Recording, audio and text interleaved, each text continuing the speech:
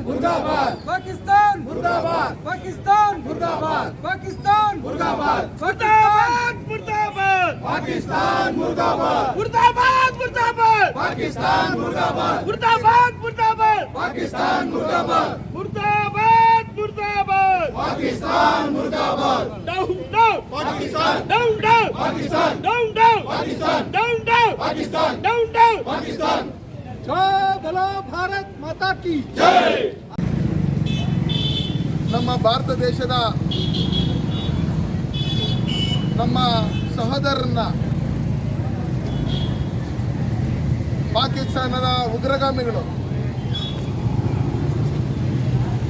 ಪ್ರವಾಸಕ್ಕೆ ಬಂದಿದ್ದಂಥ ನಮ್ಮ ಅಣ್ಣ ತಮ್ಮಂದರನ್ನ ನೀವು ಹಿಂದೂನಾ ಮುಸ್ಲಿಮ್ಸಾ ಅಂತ ಕೇಳೋದ್ರ ಮುಖಾಂತರ ಯಾರ್ಯಾರು ಮುಸ್ಲಿಮ್ಸ್ ಇದ್ದೀರಿ ಹಿಂದೆ ಹೋಗಿ ಅಂತೇಳಿ ಗುಂಡಾರಿಸಿ ತದನಂತರ ಅವ್ರಿಗೆ ಡೌಟ್ ಬಂದಂಥ ಸಂದರ್ಭದಲ್ಲಿ ಅವ್ರನ್ನ ವಿವಸ್ತ್ರಗೊಳಿಸಿ ಯಾರ್ಯಾರು ಹಿಂದೂಗಳಿದಾರೋ ಅವ್ರನ್ನೆಲ್ಲ ಸುಮಾರು 26ಕ್ಕೂ ಹೆಚ್ಚು ನಮ್ಮ ಹಿಂದೂ ಸಹೋದರರನ್ನ ನಮ್ಮ ಬಂಧುಗಳನ್ನು ಇವತ್ತು ಏನು ಗುಂಡಿಕ್ಕಿ ಕೊಂದಿದ್ದಾರೆ. ಅವರ ಆತ್ಮಕ್ಕೆ ಶಾಂತಿ ಸಿಕ್ಕಲಿ ಅಂತೇಳಿ ಇವತ್ತೇನು ಬಂಗಾರಪೇಟೆ ತಾಲೂಕಿನಲ್ಲಿ ಪೋಸ್ಟ್ ಆಫೀಸ್ ಸರ್ಕಲಲ್ಲಿ ನಾವು ಎಲ್ಲ ಹಿಂದೂ ಬಂಧುಗಳು ಎಲ್ಲ ಭಾರತ ದೇಶದ ದೇಶ ಪ್ರೇಮಿಗಳು ಒಟ್ಟಿಗೆ ಸೇರಿಕೊಂಡು ಇವತ್ತು ನಾವು ಶ್ರದ್ಧಾಂಜಲಿಯನ್ನು ಅರ್ಪಿಸ್ತಾ ಇದ್ದೀರಿ. ನಾನು ಈ ಮೂಲಕ ಈ ಭಾರತ ದೇಶದಲ್ಲಿರ್ತಕ್ಕಂಥ ಪ್ರತಿಯೊಂದು ಹಿಂದೂಗಳಿಗೂ ಎಲ್ಲ ಜಾತಿ ಧರ್ಮದ ಎಲ್ಲ ದೇಶ ಪ್ರೇಮಿಗಳಿಗೂ ನಾನು ಕರೆ ಕೊಡೋದಿಷ್ಟೇ, ಇವತ್ತು ಕರ್ನಾಟಕ ರಾಜ್ಯದಲ್ಲಿ ಕಾಂಗ್ರೆಸ್ ಸರ್ಕಾರದಲ್ಲಿ ಯಾವ ರೀತಿ ಪಾಕಿಸ್ತಾನ ಏಜೆಂಟ್ಗಳ ಹತ್ರ ವರ್ತನೆ ಮಾಡ್ತಾ ಇದ್ದಾರೆ. ನಾನು ಸಿದ್ದರಾಮಯ್ಯನವರು ಇರಲಿ ಬೇರೆ ಯಾರೇ ಇರಲಿ, ಇವತ್ತು ಸಿದ್ದರಾಮಯ್ಯನವರಾಗಲಿ ಅವರ ಸಚಿವ ಸಂಪುಟದಲ್ಲಿರ್ತಕ್ಕಂಥ ಸಂತೋಷ್ ಲಾಡ್ ಆಗಲಿ ಮಲ್ಲಿಕಾರ್ಜುನ್ ಖರ್ಗೆ ಆಗಲಿ ಯಾರೇ ಹೋಗಿ ಪೆಹಲ್ಗಾವಲ್ಲಿ ಪ್ರವಾಸಕ್ಕೆ ಅವರ ಫ್ಯಾಮಿಲಿ ಕರ್ಕೊಂಡು ಹೋಗಿದ್ದಂಥ ಸಂದರ್ಭದಲ್ಲಿ ಪಾಕಿಸ್ತಾನದ ಉಗ್ರಗಾಮಿಗಳು ಬಂದಾಗ ನಿನ್ನ ಹೆಸರೇನು ಅಂತ ಕೇಳಿದ ತಕ್ಷಣ ಅವನು ಹಿಂದೂ ಅಂತ ಹೇಳಿದ್ರೆ ಫಸ್ಟ್ ಗುಂಡಿಕ್ತಾ ಇದ್ರು. ಇಲ್ಲಿ ಕಾಂಗ್ರೆಸ್ ಬಿಜೆಪಿ JDS ಅಂತ ಏನು ನೋಡ್ತಾ ಇರಲಿಲ್ಲ. ಹಂಗಿರ್ತಕ್ಕಂಥ ಸಂದರ್ಭದಲ್ಲಿ ನಾವೆಲ್ಲ ಒಟ್ಟಿಗೆ ಒಗ್ಗಟ್ಟಾಗಿ ನಮಗೆ ಸ್ವಲ್ಪ ಏನಾದರೂ ನಮ್ಮ ಈ ದೇಶದಲ್ಲಿರ್ತಕ್ಕಂಥ ದೇಶ ಪ್ರೇಮಿಗಳಿಗೆ ಯಾವುದೇ ಕಮ್ಯುನಿಟಿಯಲ್ಲಿರಲಿ ಈ ದೇಶದಲ್ಲಿರ್ತಕ್ಕಂಥ ಮುಸಲ್ಮಾನ್ ಬಂಧುರಿಗೂ ಹೇಳೋದು ನಾನು ಇಷ್ಟೇ, ನಾವು ಪಾಕಿಸ್ತಾನದಲ್ಲಿ ಹೋಗಿ ನೀವೇನು ವಾಸ ಮಾಡಬೇಕಾಗಿಲ್ಲ. ಎಷ್ಟೋ ಜನ ನಮ್ಮ ದೇಶ ಪ್ರೇಮಿಗಳು ಇದ್ದಾರೆ. ಇವತ್ತು ಈ ರೀತಿ ಗಟ್ಟಿಯಾಗಿರ್ತಕ್ಕಂಥದನ್ನ ನಾವು ಒಗ್ಗಟ್ಟಾಗಿ ಇಡೀ ದೇಶದಲ್ಲಿ ನಾವೆಲ್ಲ ಒಂದೇ ಅನ್ನೋ ರೀತಿಯಲ್ಲಿ ಕನ್ನೆ ಮಾಡಬೇಕು. ಮುಂದಿನ ದಿನಗಳಲ್ಲಿ ಈ ದೇಶದಲ್ಲಿ ನಾವೆಲ್ಲ ಉಳಿಬೇಕಂದ್ರೆ ನಮಗೆಲ್ಲ ರಕ್ಷಣೆ ಸಿಗಬೇಕಂದ್ರೆ ನಾವೆಲ್ಲ ಒಗ್ಗಟ್ಟಾಗಿರಬೇಕು.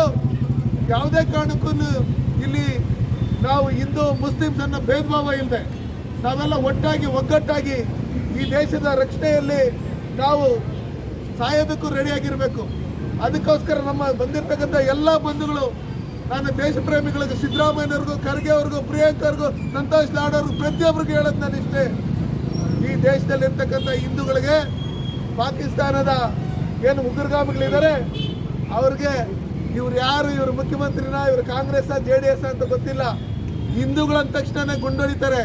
ಅದಕ್ಕೋಸ್ಕರ ನೀವು ದೇಶ ಅಂತ ಬಂದಾಗ ಒಗ್ಗಟ್ಟಾಗಿ, ಚುನಾವಣೆ ಅಂತ ಬಂದಾಗ ನೀವು ಇಷ್ಟ ಬಂದಾಗ ನೀವು ಎಲೆಕ್ಷನ್ ಮಾಡ್ಕೊಳ್ರಿ, ನೀವು ಗೆದ್ಕೊಳ್ರಿ, ರಾಜಕಾರಣಕ್ಕೆ ಬರ್ರಿ, ಅಧಿಕಾರ ಇಟ್ಕೊಳ್ರಿ. ಅದು ಬಿಟ್ಟು ನಾವು ಈ ದೇಶದಲ್ಲಿರ್ತಕ್ಕಂಥ ಜಾತಿಗಳ ಮಧ್ಯೆ ಧರ್ಮದ ಮಧ್ಯೆ ವಿಷ ಬೀಜ ಬಿತ್ತಂಥ ಕೆಲಸಗಳನ್ನು ಮಾಡ್ತಾ ಇರ್ತಕ್ಕಂಥ ಎಲ್ಲರಿಗೂ ನಾವು ಎಚ್ಚರಿಕೆಯನ್ನು ಕೊಡ್ತಾ, ನಾವು ಪ್ರತಿಯೊಬ್ಬರೂ ಮನೆಯಲ್ಲಿರ್ತಕ್ಕಂಥ ಮಕ್ಕಳಿಗೂ ನಮ್ಮ ದೇಶದ ಪ್ರೇಮ ಯಾವ ರೀತಿ ನಾವು ಇರಬೇಕು, ಯಾವ ರೀತಿ ನಾವು ದೇಶದ ರಕ್ಷಣೆಯಲ್ಲಿ ನಾವು ಪಾಲ್ಗೊಳ್ಬೇಕು, ನಮ್ಮನ್ನು ನಾವು ತೊಡಗಿಸ್ಕೊಬೇಕು, ನಾವು ಒಗ್ಗಟ್ಟಾಗಿರ್ಬೇಕು ಅನ್ನೋದ್ರ ಮುಖಾಂತರ ನಾವು ತಿಳಿಸ್ಕೊಡೋದ್ರ ಮುಖಾಂತರ ಇವತ್ತೇನು 26 ಜನನ್ನ ಇವತ್ತು ಉಗ್ರಗಾಮಿ ಗುಂಡಿಗೆ ಕೊಂದಿದ್ದಾರೆ. ನಮ್ಮ ದೇಶದ ನೆಚ್ಚಿನ ಪ್ರಧಾನಮಂತ್ರಿಗಳು ಮತ್ತು ಅಮಿತ್ ಶಾ ಅವರು ಕೂಡಲೇ ಅಲ್ಲಿ ತಕ್ಷಣ ಅಲ್ಲಿಗೆ ಹೋಗಿ ನಾವಿದ್ದೀರಿ ಅಂತೇಳಿ ನೋಡಿಸೋದ್ರ ಮುಖಾಂತರ ಏನೇನು ವೀಸಾ ಇತ್ತು ಪಾಕಿಸ್ತಾನದವರು ಇಲ್ಲಿ ನಮ್ಮ ದೇಶದಲ್ಲಿ ವಾಸ ಇದ್ರು, ಅವರು 48 ಗಂಟೆಗಳ ಕಾಲದಲ್ಲಿ ಟೈಮಲ್ಲಿ ಈ ದೇಶ ಬಿಟ್ಟು ಹೊರಗಡೆ ಹೋಗ್ಬೇಕಂತೇಳಿ ಮುಸ್ಲಿಂ ದೇಶದಿಂದ ಏನು ನಮ್ಮ ರಾಯಭಾರಿಗಳು ನಮ್ಮ ದೇಶದಲ್ಲಿದ್ದರು ಅವ್ರನ್ನೂ ಕೂಡಲೇ ಇಲ್ಲಿಂದ ಖಾಲಿ ಮಾಡಬೇಕಂತೇಳಿ ವಾಘಾ ಗಡಿಯಲ್ಲಿನೂ ಬಂದ್ ಮಾಡಿರ್ತಕ್ಕಂಥದ್ದು ಪಾಕಿಸ್ತಾನದವ್ರು ಕೊಟ್ಟಿರ್ತಕ್ಕಂಥ ವೀಸಾಗಳನ್ನ ರದ್ದು ಮಾಡಿರ್ತಕ್ಕಂಥದ್ದು ಇದನ್ನೆಲ್ಲ ನೋಡಿದಂಥ ಸಂದರ್ಭದಲ್ಲಿ ನಮ್ಮ ದೇಶದಲ್ಲಿ ನರೇಂದ್ರ ಮೋದಿಜಿ ಅನ್ನೋ ಒಂದು ಪ್ರಧಾನಮಂತ್ರಿ ಇದ್ದಾರೆ, ಅಮಿತ್ ಶಾ ಅನ್ನೋ ಉಕ್ಕಿನ ಮನುಷ್ಯ ಒಂದು ಗೃಹ ಸಚಿವರು ಇದ್ದಾರೆ. ಹಿಂಗೆಲ್ಲ ಇರ್ತಕ್ಕಂಥ ಸಂದರ್ಭದಲ್ಲಿ ಅವರೇನು ನಮಗೆ ಇವತ್ತು 26 ಜನ ನಮ್ಮ ಹಿಂದೂ ಬಾಂಧವರನ್ನ ನಮ್ಮ ಸಹೋದರನ ಗುಂಡಿಕ್ಕಿ ಕೊಂದಿದ್ದಾರೆ.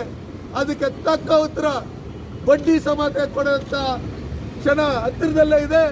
ನಾವೇನು ಸುಮ್ಮನೆ ಕೈ ಕೊಟ್ಕೊಂಡೇನು ಸುಮ್ಮನೆ ಇರಲ್ಲ. ಅದಕ್ಕೋಸ್ಕರ ನಾವೆಲ್ಲ ಒಗ್ಗಟ್ಟಾಗಬೇಕು.